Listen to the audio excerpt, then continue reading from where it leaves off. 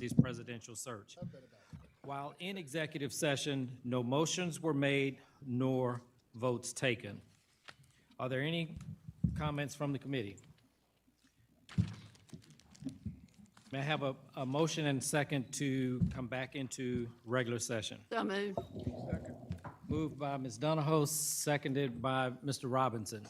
All in favor, say aye. Aye. Any opposed? Ayes have it. I'll turn it back over to Dr. Clark for our next candidate session.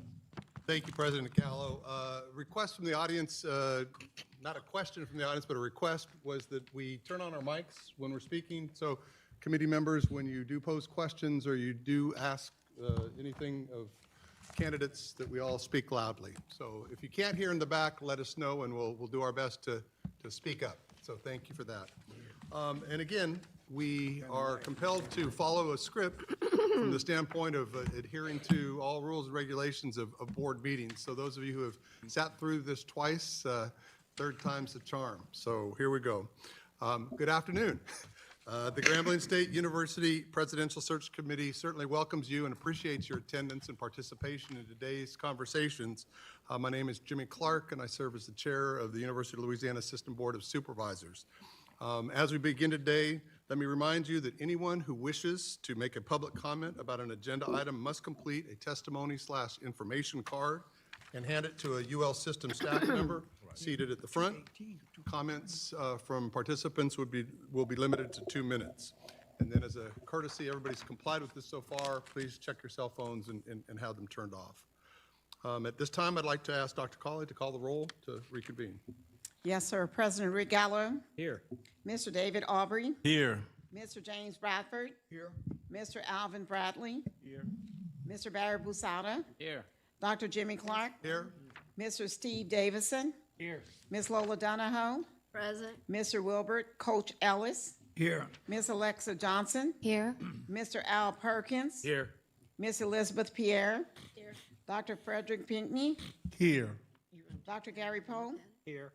Dr. Tammy Richardson. Here. Mr. Virgil Robinson. Here. Mr. Rodney Welch. Here. Ms. Bailey Willis. Here. Thank you. We have a quorum. Thank you, Dr. Cawley. At this point, I'm going to turn the meeting over to our committee chair, President Rick Gallo. Thank you, Dr. Clark.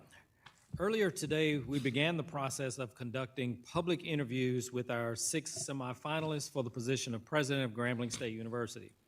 We are pleased that each has accepted our invitation to visit Grambling and to meet with not only the search committee, but also with faculty, staff, students, alumni, and community members who together make Grambling State University the great university that it is. Not only are we afforded the opportunity to interact with all of the candidates to discern their ability to lead this institution, but also the visit allows the candidates to determine whether this is the best path for each of them. We have just interviewed Dr. Marquis Pierre and Dr. Martin Lamel.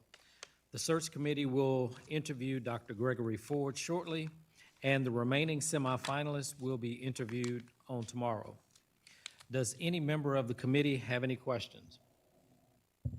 Does anyone from the public have any comments at this time? No, sir. Now, before we begin our interview with semifinalist Dr. Gregory Ford, I want to highlight the framework for the interview. And as Dr. Clark said, if you've sat through all of them, this may sound a little repetitive. Dr. Ford will provide an opening statement, and then the search committee will ask questions. After the search committee has exhausted its questions, Dr. Erica Calais may address questions to the candidate that have been submitted by the audience. Again, if anyone would like to submit a question to be considered, please do so by completing the appropriate card and turning it in to one of our system staff members. We will entertain as many public questions as time allows. Following the public interview, the committee will enter into executive session to further dialogue with the candidate. Once Dr. Ford has been interviewed and his executive session has concluded, the search committee will return to open session and recess until tomorrow morning at 9 a.m., at which time we will interview Mr. Edwin Smith. At this time, I would like to invite Dr. Gregory Ford to the table. Are you driving back? Dr. Gregory Ford, a distinguished scholar and educator, boasts a rich academic background and an impressive career dedicated to the advancement of knowledge and student success. His journey began in 1989 at Grambling State University, where he earned a Bachelor of Science in Biology degree over the course of 4 transformative years in Grambling, Louisiana. Eager to delve more deeply into the realms of science, Dr. Ford pursued a PhD in biomedical science at Meharry Medical College in Nashville, Tennessee. The culmination of his academic pursuits led him to Atlanta, Georgia, where he engaged in a postdoctoral program in neuroscience at Morehouse School of Medicine. These formative years laid the foundation for his expertise in the intricate field of biology and neuroscience. Fast forward to the present, Dr. Gregory Ford currently serves as a tenured associate professor of biology at Southern University in New Orleans since 2021. In this role, he brings his passion for biological science and mathematics to the forefront of education. His commitment to academic excellence is reflected in his meticulous approach to teaching, developing course materials, and facilitating engaging classroom discussions. Beyond the classroom, Dr. Gregory Ford is an avid researcher, contributing to the body of knowledge in his field. His ability to secure grant support and publish findings in reputable journals, books, and electronic media underscores his dedication to advancing scientific understanding. Notably, Dr. Ford has expanded his impact beyond the lecture halls. From 2021 to 2023, he assumed the pivotal role of Vice Chancellor for Academic Affairs at Southern University at New Orleans.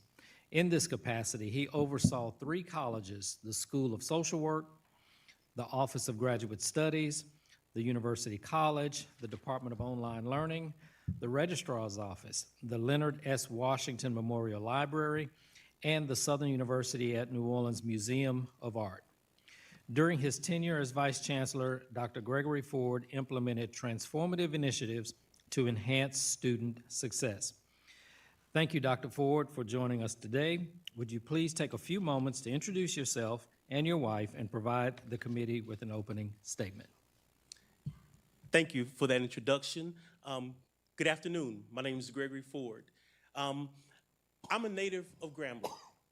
I was born in Monroe but raised in Grambling. My entire formal education was done on the campus of Grambling State University. I started there in the kindergarten and finished through college, so I'm what you call a K through 16 student. Grambling built the foundation for who I am. My entire life was spent on this campus. It was spent with the faculty and staff.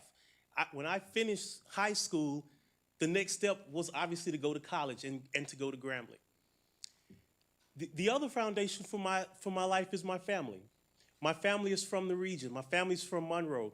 My father's family is really from Bosco, but no one knows where that is, so I say Monroe. Oh, you know where that is. I come from 2 extremely large families. My father was a small side with 13 brothers and sisters. My mother had 23 brothers and sisters. I have over 100 first cousins, and many of those aunts, uncles, and cousins attended Grambling State University. This university is in our blood.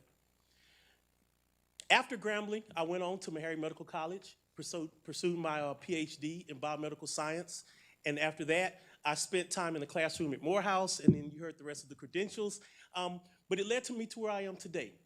So why am I here today? I think everyone at some point in their lives say, you know, I would love to leave home, go attain some knowledge, come back home and share that knowledge to grow my home. This is my home. That's what I've done at that point. I've gone out, I've taken the tools I was given, I bring back more tools, and I feel like it's my time to share those tools with Grambling. I would also like to introduce my wife. My wife is Dr. Misty Reed. Dr. Reed's also a 3-time HBCU alum. She received a degree from Prairie View, from Southern, and she received her MS in criminal justice from Grambling. So she's a Grambling alum as well. Her father is a Grambling alum. He was a quarterback, Matthew Reed. Her mother's a Grambling alum, Anna Reed. My mother's a Grambling alum. My mother's a non-traditional Grambling alum. She raised her family, and when I was in college, she decided to go back to college. We actually took classes together. My only problem with that was we took English together, and she got an A and I got a B. I still think the teacher mixed up the grades. But I say that to say that our family is deeply ingrained in this institution. We believe in this institution, and this is my opportunity to come back home and give back to the town and to the college that gave me my foundation. Thank you. All right. We have questions from the committee. Dr. Ford, good afternoon and welcome. Or welcome home, rather. Thank you. What specific aspects of Grambling State University led you to consider applying for this position? Thank you for that question, and it's been a journey. So I'll tell you, I've been an active member of the alumni. I'm a lifetime member of the alumni. I became a member of the alumni actually when Rick became the president. And I apologize, I'm gonna say Rick because that's how I knew him growing up. As we all know, there were times when Grambling was great. Those times when we had presidents and leaders that were part of this community, that were part of this city. The city and the university were one. There are some times that the university had some struggles. It was also during the time where we had a revolving door of presidents. I was alumni, I was there.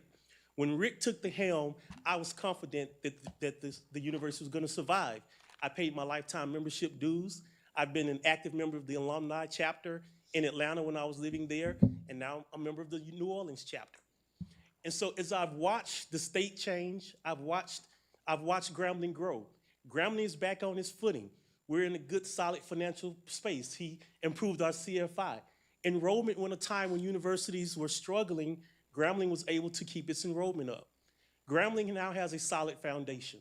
It's because Rick was in that position for 7 years. I believe he would have continued in that position, but he was called up. So I believe the next president needs to understand the university, understand that foundation, and be ready to build on that foundation. And that's why I sit before you, because I believe I'm ready to build on that foundation. Good afternoon, Dr. Ford. So how do you plan to establish accessibility and foster engagement with students, faculty, and staff? Thank you for that question. Engagement is who I am and what I do. And it even goes beyond that. It's engaging the community, it's engaging the students, the faculty, the staff, total engagement. So my goals are in the first 90 days is to do just that. Engage students. I plan to be on campus. I plan to be visible. I met with a student on Monday, and I asked the student, I said, what is it, the one thing you want the president to do? And I said, I'm gonna try to do that one thing. And they said, we want you to continue the president's leadership sessions. And so I said, absolutely, that's gonna be one of my things. So I wanna have a regular meeting with the students to make sure that the students are learning how to be student leaders, but at the same time, that gives them a voice, that gives them a designated time to spend with me to share their thoughts, to help me guide the institution. I plan to meet with city leaders. Again, this is my home. I want to meet with leaders. I want to immediately talk about signing memorandums of understanding. Part of the reason is because we want to be visible. We want people to know that from the foundation that has been built between Grambling and the city of Grambling, Grambling State University, that's going to continue and be even stronger. So we will let the world know that Grambling has started to come back and will continue to come back, and we're going to be a force to be reckoned with as a city, as a community, as an institution. So engagement is the crux of it all. We have to engage the students. We have to work together. We have to galvanize. So at this point, I'll even share my vision with you. My vision came to be from a conversation I had with one of the new coaches when I was checking into the hotel. He had a G on his shirt, I had a G on mine, so obviously we walk up and start talking. And as we talked, I told him this is what I was here for, and he looked at me and he pointed to my shirt and he said, that G means something, remember that. And when I heard those words, that became my vision. That G means something. So what does that G mean? First, that means graduation. Students are number one. We need a comprehensive plan to make sure our students are retained, that they persist, they graduate, but not only graduate, they graduate and have good paying jobs waiting on them. We have to have a strategy to improve our retention and a strategy to improve our graduation rate and ultimately for our students to achieve after graduation. The next is growth. We have to have growth of the faculty through faculty development. I've talked to the faculty and they want those opportunities. Through research. With the research, we want to talk about having a comprehensive plan for compensation for faculty to do research. Faculty development is going to be key to growth. Student development. We talk about students getting advised. We actually have to teach students how to be advised. We have to teach faculty and staff how to advise students. We have to be on the same page. Growth of the institution as a whole. We will continue the path that we're on for financial stability, and ultimately those things are going to assist us in our giving, which is the next G. I believe if we galvanize and moving everyone together, if we grow, and if we focus on graduation, our giving will be there. Because there are many organizations that want to give. There are folks that I even talk to now that say, I want to give to an HBCU, what am I giving to? My goal is to make sure we have a solid product to take to market so that folks want to give to us. I'm going to build a team. We have a strong team here. We'll focus on that team. We'll go out. We'll talk to funders. We'll fundraise. But ultimately what we want is the people to seek us out. We want to have a product so strong that people come to us because they want to give us money, because they want to give to achievement. We're going to be a symbol of achievement. We're going to have those funds coming to us, and we're going to use that to give opportunities for our students to grow.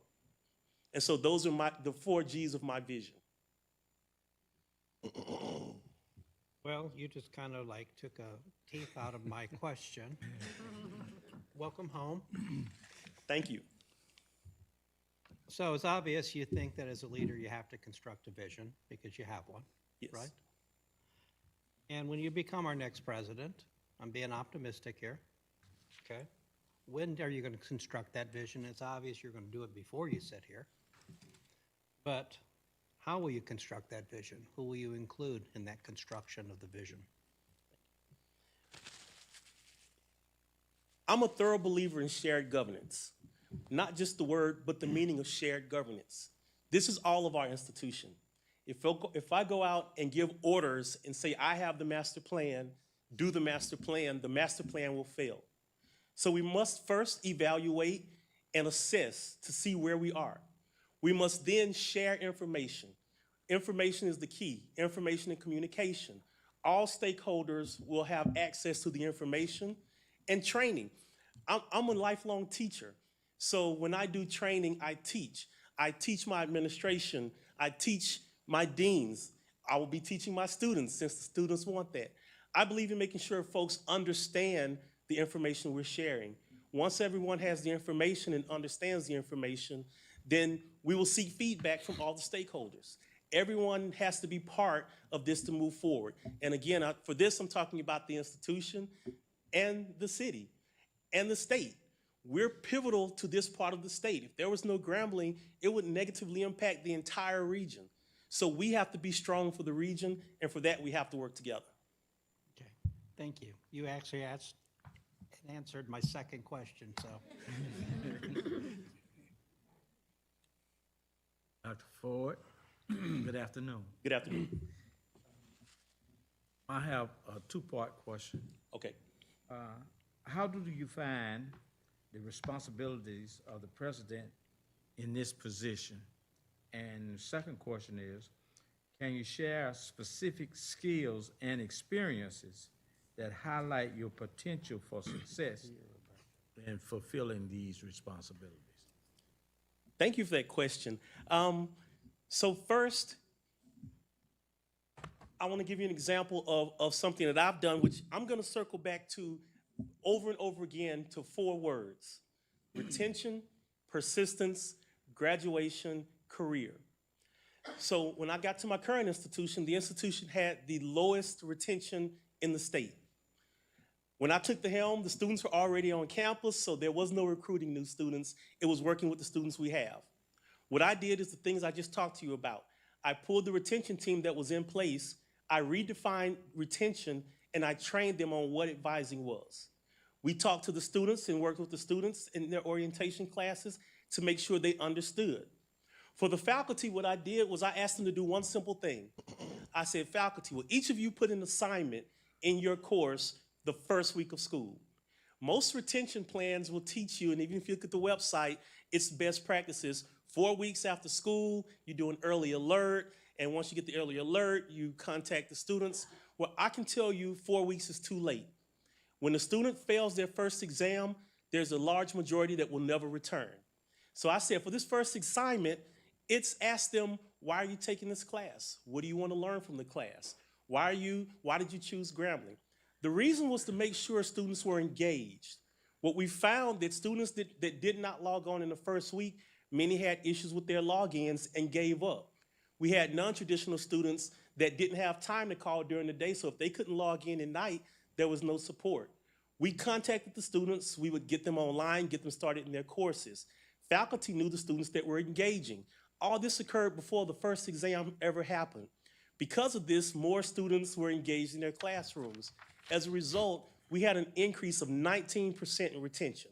That's unheard of. If you get a 2 to 5% retention increase, that's considered good. We increased retention by 19%, and it was going back to the basics of communication and being proactive and going to the students and making sure we're taking care of their needs. So that's where I took one program, I made a few changes, I oversaw how the changes went, and we saw the results. And I apologize, the first part of that question was? First part or the second? That was the second part I answered Okay, first. how do you define the responsibilities of the president in this position? The responsibility of the president is to set the vision, to make sure that the resources are allocated to help those in the offices achieve the vision, to make sure that the training is available so that those folks can do their jobs to achieve the vision, but most importantly, to make sure that every part of that vision impacts students. Students are number one. So in my leadership, when I do ask at that time, my deans or whoever to report out or request, everything had to come back as, this is how it's going to impact students. This is how it's going to impact retention. This is how it's going to impact persistence. This is how it will impact graduation. And ultimately, it will impact how our students get careers. Dr. Ford, I have a question for you. Yes. Grambling has established noteworthy partnerships and innovative program connections with various industries, presenting opportunities to address industry demands, boost enrollment, and potentially enhance private revenue. Could you share your experiences and insight regarding your involvement with such collaborative initiatives, and how would you contribute those to your success? Sure, I'm happy to do that. So the first thing I do is I assess the region and see what's in the region. So the first example I'll give is when I was at Fort Valley State University, but living in Warner Robins. Warner Robins is the biggest employer in the area. It's the Air Force base there.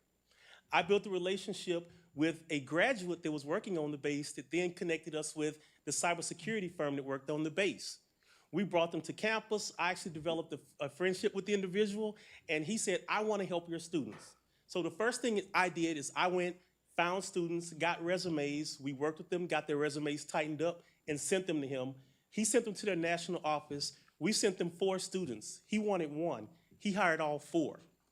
He was so impressed with the students that he came back and said, can we do something on the campus? So I said, why don't we do cybersecurity on the campus? And he said, well, I actually have to move out of our facility, and we have a whole extra rack that we don't know what to do with. So I worked with the system IT and got them to agree to let the Air Force Base put a rack in our IT department. And what it allowed us to do was do a true cybersecurity course. So this company did cybersecurity for airplanes. Our students had their simulations to truly learn cybersecurity.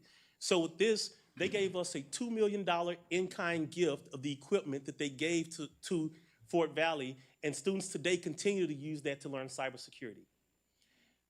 If I talk at my current position, which you all have the same program with the IBM.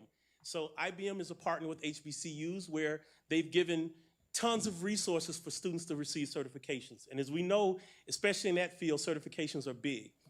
I actually took that on, and that's not my background, but I decided I was going to start working with cybersecurity because there were resources there. And I started going to the meetings. I started meeting with the folks in IBM. That's how I met Dr. Warren, who's you all's business dean now. He and I worked together. And the Southern system became their spotlight of showing how HBCUs can work with IBM to get credentials, and they were hiring our students. So what I do is I see what's available, I see what's needed in the area, I make the partnerships, and when I say I, it's a team effort. So I take others with me, we go in together and we work as a team, and a lot of times I can find a graduate. I know if I do that at Grambling, anywhere I need to go find somewhere, there's gonna be a graduate nearby or a graduate that knows them. So taking advantage of all our resources to make those partnerships with the end goal being an opportunity for the students.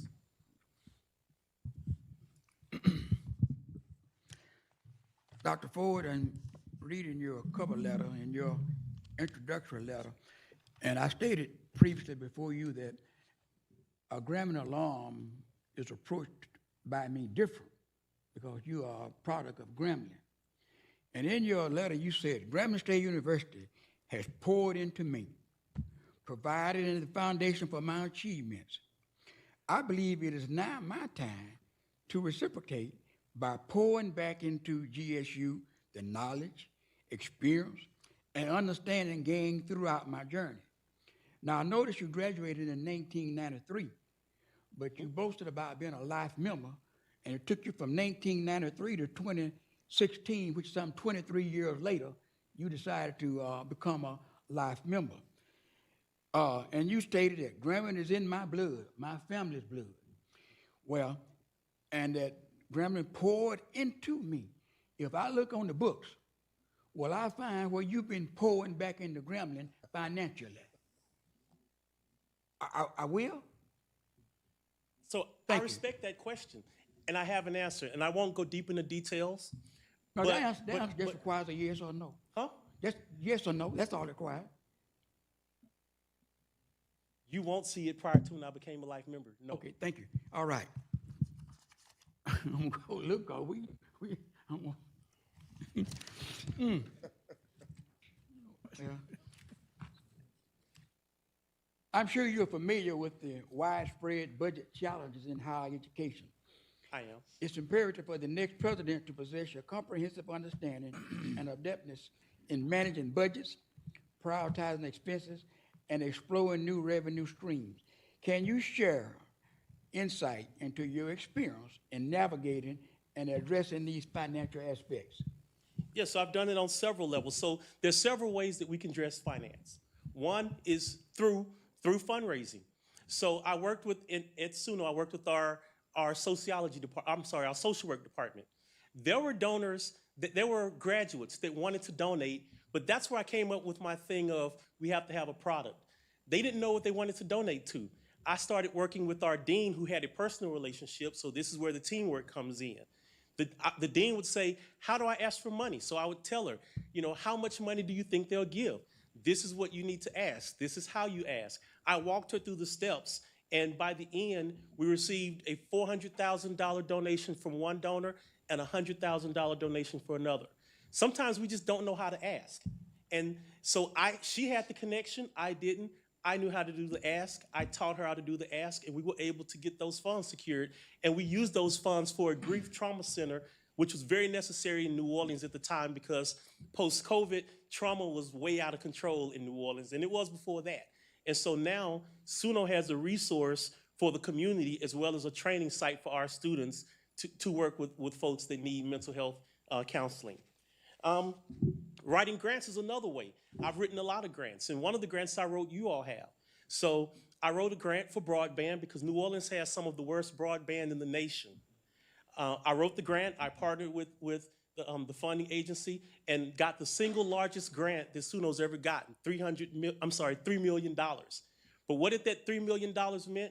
40% of that was indirect costs. That's money that goes straight to the institution into the general fund to support the needs of the institution. So by writing that grant, not only are we servicing the city, which now has dollars to help expand broadband, we built the relationship with the granting agency that's over broadband in Louisiana, and now they're already having conversations about further supporting us. So one way is through fundraising. Another one I demonstrated is also through grant writing. So There's money out there. We have to be able to diversify and be willing to diversify and look for every opportunities to get every dollar out there. And working with the alumni is a big part. I've been part of the Alumni Association. We've talked about the fact that folks in the alumni know folks that want to give money. We want that money, and we're going to work hand in hand with the alumni to make sure we can get every dollar to support our students. Thank you. Dr. Ford, nice to have you here today. Thank you, sir. I have one question for you. How do you perceive the challenge of balancing academics and athletic priorities within a university setting? And what are your thoughts on effective managing this balance? My apologies. You said the balance between academics and athletics? Yes. I thought you said. First, we have to understand the role of HBCUs. Students don't come to HBCUs to just sit in a classroom for 4 years, 3 hours a week, or 3 days a week, or 2.5 hours, 2 days a week.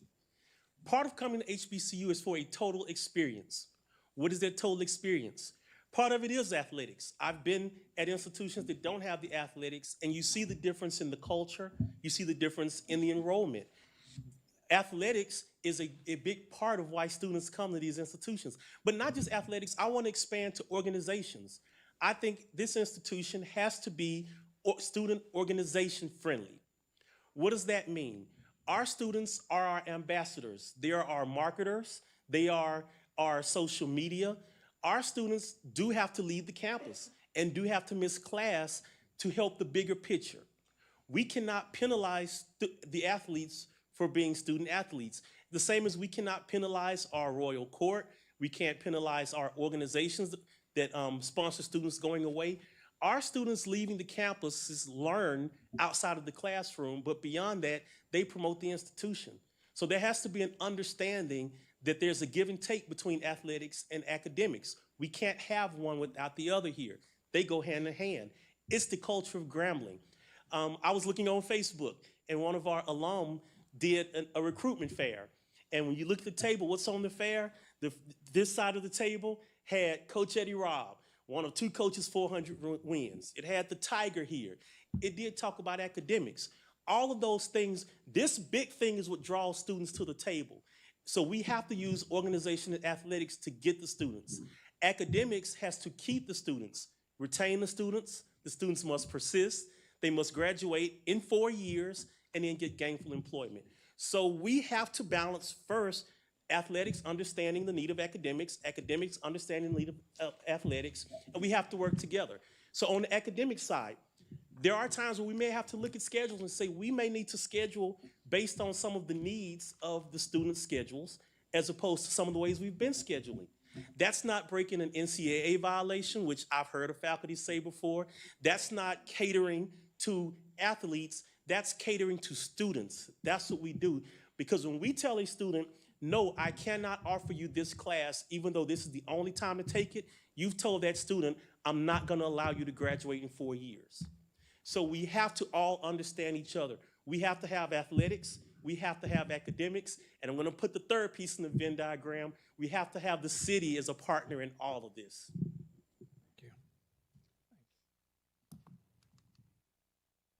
Dr. Ford, thank you for your presentation. There is no denying that there is a growing external focus to the job of today's campus president. What would you do to connect with the community, legislators, businesses, and others to win additional support for Grambling? Thank you for that question, because that's one of the reasons I sit at this table. What I would do is the things that connected me as a citizen of the town of Grambling to Grambling State University. I was on the campus because the campus had activities that invited students to the campus. There were students on the campus virtually every weekend and several times during the week. The community was at the football games. There was such a partnership. And some of the things that built those partnerships were, for example, my church, New Rocky Valley. When students went to the church, families adopted those students. So every year we had a new freshman student that became our brother or sister, and those folks would stay with us during holidays. We would feed them when they were hungry, and to this day, we still stay in touch with them. We built personal relationships with the folks in the community and the students. We need to get back to that the community and the university need to be one, the true thing we call a family. But even beyond that, there's a possibility for an economic boom in this town, and that can sufficiently positively impact the institution. So we know right now there's a truck stop going in. There's no other truck stop on this part of the corridor. Yes, there's a Buc-ee's go in, but it doesn't serve trucks. So we now have something that's going to draw folks to Grambling. We know that they're talking about a service road. It's going to take the university and the city working together to get that service road built, which is going to increase traffic. We know that the Amtrak will come through.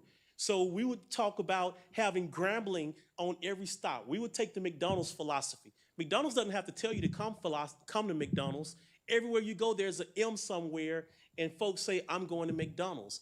We find out where that Amtrak is going, and we have a G everywhere, and folks are going to come. It's going to help alumni come here for events. Instead of having to fly into Dallas and then find a flight into Monroe or catch a ride, you can fly into Dallas and catch the Amtrak. While all those things are happening, you're going to have more folks coming, and you're going to have more potential students coming. But beyond that, because they're also having housing developments built in Grambling, that's going to be an opportunity for me to go out and attract faculty to say we have a community with nice new homes, a safe community. Oh, and by the way, we have an excellent school system that, if I must say so, my brother is the CEO and principal of the school. So we have an excellent school system for your children. And so we have a product to attract top faculty here. We attract top faculty. Now we have something to market to students. Top students do look up our faculty and want to see what they do. They're going to look up our numbers. So we already talked about retention, graduation. Those are the things that's going to enhance Grambling, and it's going to bring new students in, bring new revenue in. Okay, thank you. And just briefly, who would you identify as a mentor in the higher education community, which you kind of look at as helping craft your path for leadership?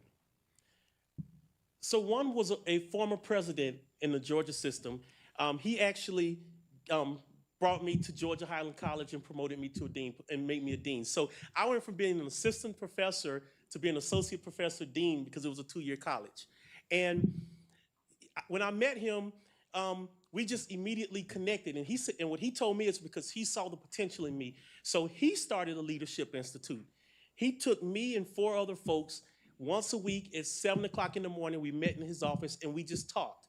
We talked about reading. We talked about future plans. And at that time, he asked me, what are your goals? At that time, I said, I went from assistant professor to a dean. I'm good. But he actually sat me down one day and said, you need to be doing more. And he was at a PWI, and he told me, you need to go back to an HBCU. They need you there.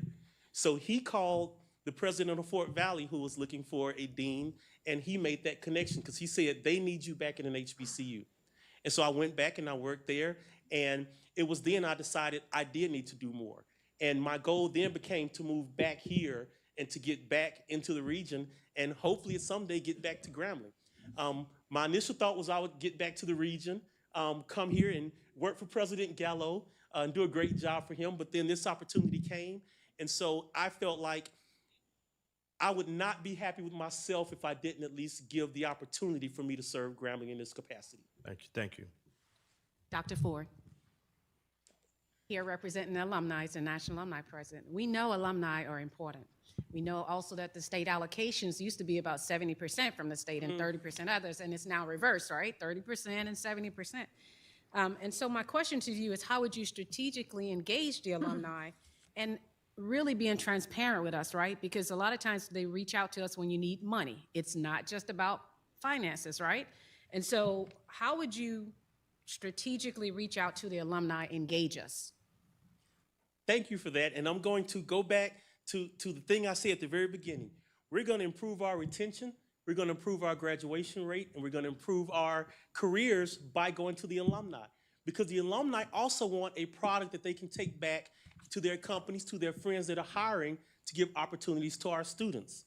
So I want to engage, and yes, we need money, but we also need opportunities. So I want to engage the alumni. I would go to the different cities and try to attend their meetings. I know I couldn't all the time. We have technology, I can zoom in, but I want to actually engage the faculty. I'm sorry, we're talking about the alumni. Engage the alumni, attend their meetings, find out what their wants are, make sure that we share how we're using the resources that the alumni are providing. We market all that, and we build that into the program to give credit to where credit's due when the alumni are giving back. And I believe if we engage the alumni that way, that the alumni will be more open to giving. And my last question, discuss the president's involvement in fundraising efforts and share how your past experiences prepare you to contribute to this vital aspect at Grambling. So the actual fundraising, I actually kind of gave a couple of examples. So I've worked in teams with fundraising. I'm never going to say that I'm going to go out individually and collect a dollar. What I can do is work with teams, and we can go out, we can talk with funders, and we can talk with funders about getting money. I can personally go out and talk to alumni about getting money. But we also have to look at diversifying in other ways of getting funds. So I had a conversation with someone earlier about the endowment. So we want to look at the endowment. We want to open up the books of the endowment, and they may be open. I'm just going by what the gentleman told me. But to make sure that the folks that gave to the endowment know how the endowment is being used and will be used. And with that, hopefully the alumni give, because the alumni has said, and I've even been an alumni, if the books are open, we'll support. And so I have to trust that the alumni will do what they've committed to do. Thank you. Hello, how are you, Dr. Ford? Hi, I'm good, and you? I'm okay. Long day, huh? And you'll have lots of long days. Lots of long days. Lots of long days. So how do you unwind? How do you take the pressure off? Do you have hobbies, or what do you do to unwind? So off and on, I do take up golf. I have a trainer that I work with off and on, because that frees my mind when I'm out there on the golf course, or I'll go to the range by myself and hit golf balls, and it takes you out of the world for a little while. When I'm at my house, I find shows to watch that I care nothing about. So I can watch a totally mindless show and not think about anything for that hour. And if I never go and watch the other episode, I don't miss a thing. I actually do things to just take my mind, because I'm one that if I start thinking, my mind will continue to churn and churn. So I had to find tools to help me unwind, because if I'm not at my best, I can't be my best. And I also encourage everyone to do that, because that is mental health. I'm a neuroscientist, so me of all people understands if you don't have patterns, it affects your quality of life, it affects your thinking. I talk to the students about some of these things, that you have to have structure in your life, you have to have boundaries in your life, so that when you are working, you can work at 100%, and when you're not working, you cannot work at 100%.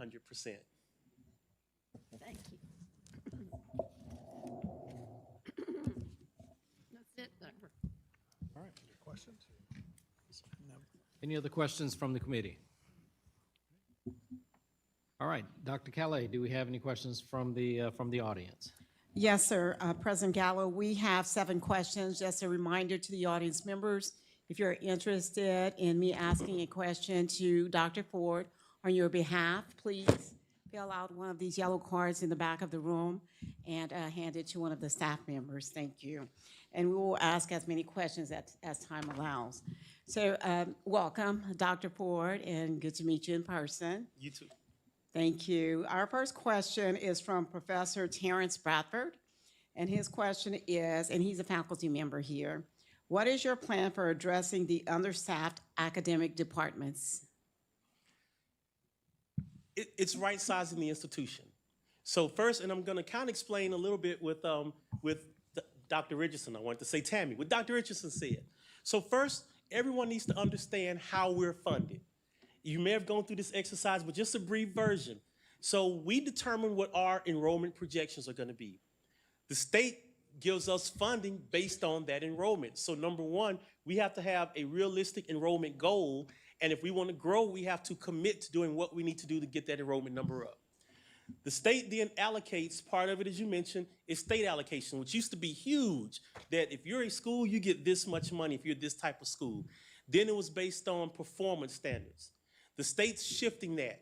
Every year they're cutting, I believe, about 5% out of the state allocation, and it's increasing what those indicators are. Some of those indicators include retention, graduation rates, and actually it does include career. There's a program called the 4- and 5-star jobs. It says jobs that are high demand, high pay. We get more credit for a student that graduates in a 4- or 5-star job than a student in a 1- and 2-star job. All of our students need to graduate. We need the diversity, but we have to be aware of that. So we have to make sure that we understand the funding formula, and it's all driven by enrollment. Then we have to right size based on those numbers. And I believe in right sizing through zero-sum budgeting, that we don't fund based on the previous year. Each year you start at zero, you give your plan and how you need resources to achieve the plan, and everything has to tie back to student success. And we do our budget based on those measures. We're following the way the state's allocated. If we come up short, we have to have a plan of how we fill the shortfall. So we have to have a strategic plan around fundraising or any other ways we're going to diversify our portfolio.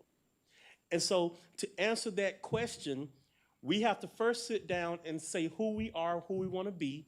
We have to right size the institution, and we have to look at the dollars. And I've looked at the dollars when it was mentioned to me about faculty pay. I went and looked, and the short version of that is each institution has a Carnegie rating. Our rating is based on being a master's school with large programs. And based on that, there's a maximum for professors, for assistant professors, and for associate professors. Based on that, those numbers are generated by the Southern Regional Education Board, SREB. So we know exactly what our peers are paying. Right now, we are about, on average, for professors, $10,000 behind, for assistant professors, about $4,000, for assistant, about $2,000, because we are hiring new faculty at a higher rate, but the older faculty aren't keeping up. And no offense when I say older, I'm 53, so I'm in that category. So we have to have a plan as to how can we address this. So based on my math and having to bring the dollars up as well as the insurance and the other benefits, it would take about $2 million to bring all of our faculty just to the minimum. Where are those $2,000 coming from? So we've got to talk about where we're going to generate the funds. As they come in, we got to have a comprehensive plan. So are we going to start with full professors? We bring full professors up. Once the full professors are up, we go to associate professor as the dollars go in. So it becomes a multi-year plan.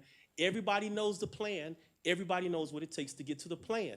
If there are hiccups in the plan, it affects how those pay raises go. So faculty do have a role in the enrollment. Faculty is primarily responsible for the retention, the graduation, and the placement. Faculty doing their part helps us reach those enrollment goals and helps us in being able to do pay equity. Thank you, Dr. Ford. The next question comes from a member of the Faculty Senate. How are you going to ensure shared governance between administration and faculty and equity in running Grambling State University? We'll have open meetings. That the conversations will be open when we do have those executive meetings. So we'll have representatives from the students, we'll have representatives from the faculty, we'll have representatives from the staff. We'll be open to what's going on in the university. And why not? Because we're open record state anyway. So if someone wants to see the minutes of the meeting, they can see them. So it's just transparency. I'd have a transparent administration. I would have feedback from my team. My team, I would use them to counsel me. That's what your executive team is for. And I'll take that information and make the best decisions for the institution. Thank you. This next question is from alumnus Dr. Joseph Carter. If selected as president using your leadership style, how will you inspire, raise morale, and productivity of current faculty and staff, and apply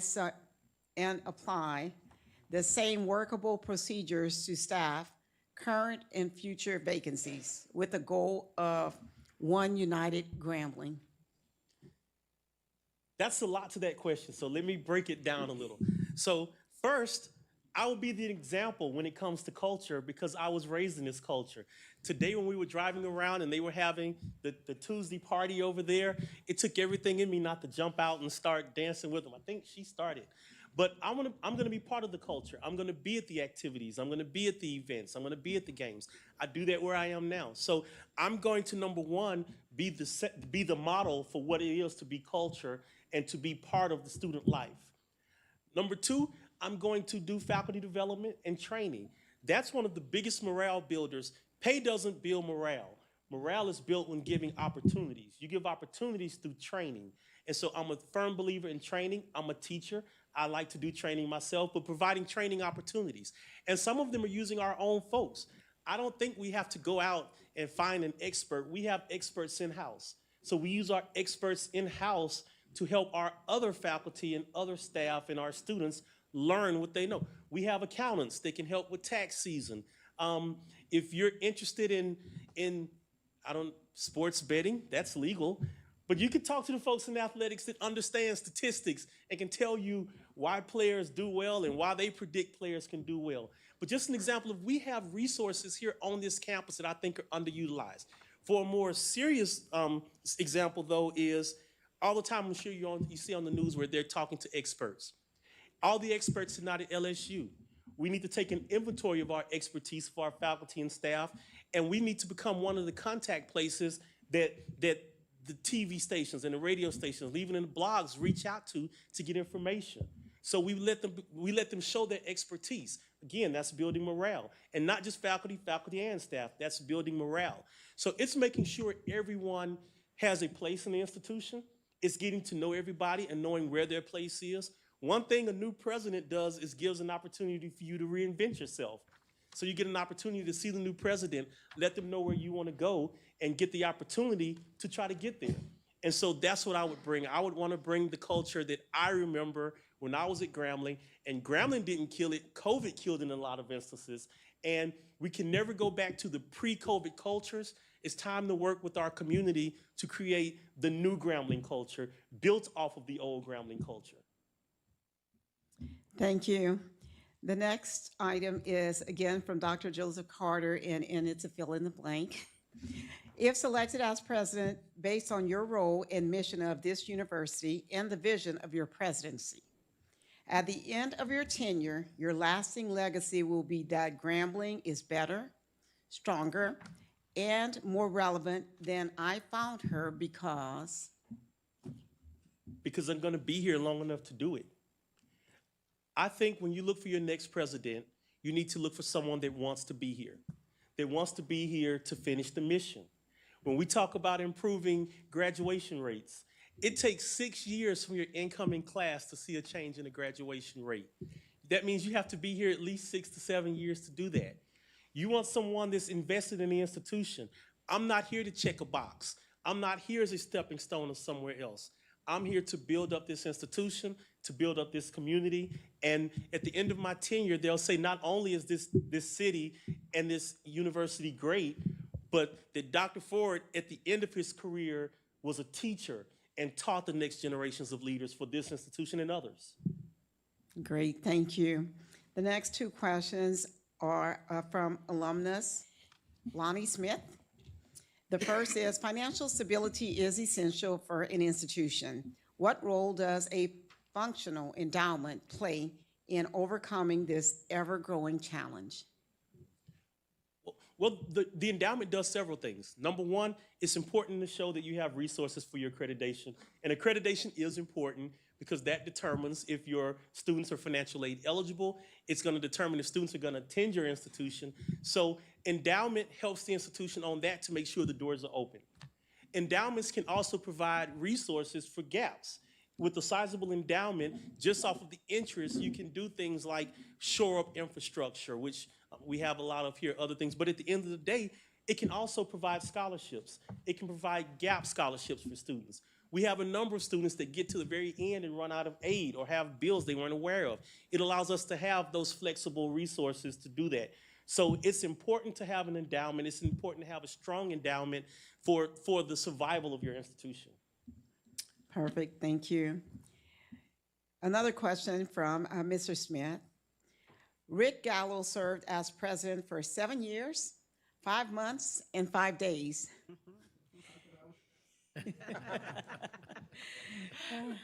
He was the fourth longest-serving president in GSU history. How long do you plan to serve? And I think you touched on that a while ago, so. So me and the wife talked about that. So I'm 53 now.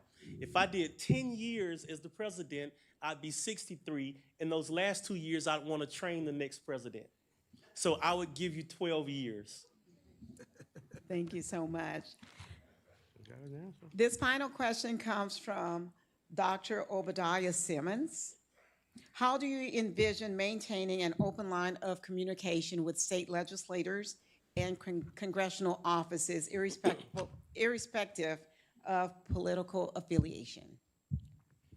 So I have experience with that in my past. When I was in Georgia, well, first, I had the opportunity given to me by my president in Georgia to serve on the HBCU bipartisan caucus. And what that caucus did is we went to Washington every year. So there was a time, and I actually got to see Rick there a couple times. We had to go, and I'm sure it's not the right term, but I would say we had to go kiss the ring to ask for our money. And we had to do that every year. But because of that, I got to go and I got to meet and talk with Cory Booker. I got to meet and talk with Nancy Pelosi. So I got to be in that environment. I got to work with university presidents and learn how those interactions occurred. So I learned by getting the opportunity to see it in action. Eventually, because of the work of that caucus and a couple of organizations, we were able to get those funds to become permanent. So we no longer have to go back and do that. Those funds have been made permanent. So I've worked with legislators. In Georgia, just so happened we were building a new building on the campus, and I was leading that charge. And we were working with one of our senators, Mr. Loudermilk, and he and I got to work really close together. His son-in-law and I end up playing basketball on campus sometime. But I got to know him extremely well, and he was a really good friend to our institution. We never talked about party lines. We talked about what was best for the institution. We hosted Kevin McCarthy. I had the opportunity to host a Speaker of the House when he was a speaker at the time. So I do what's best for the institution. Great. I work with legislators. Legislators want to see us achieve. They want to see us do well. But I'm also going to go back to one of my first day one goals, and that's to address retention, persistence, graduation, and career, because those legislators want to have a win they can go talk about.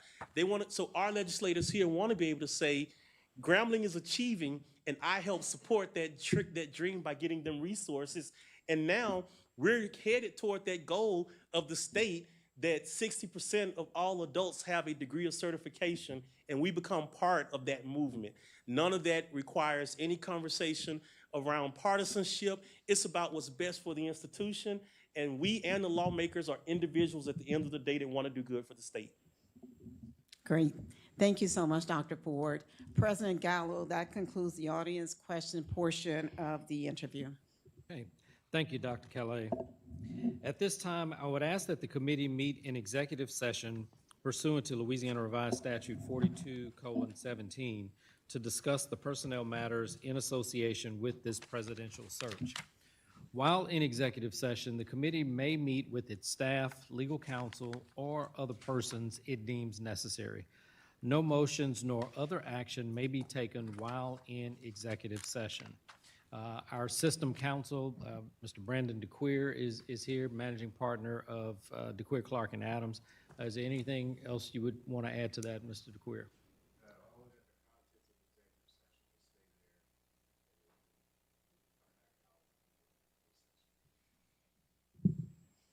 May I have a motion and a second to go into executive session? So moved. Moved by Ms. Donahoe. Second. Second by Mr. Basada. Dr. Calais, would you please call the roll? Yes, Mr. Barry Busada.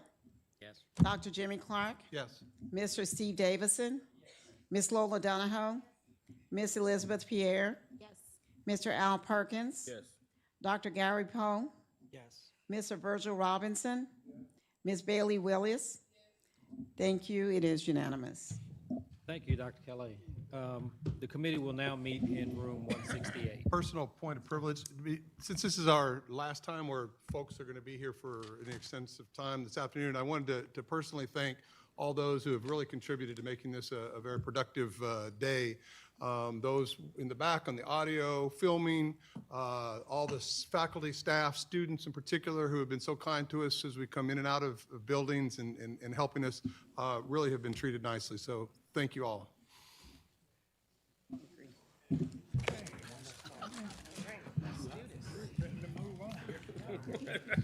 There you go.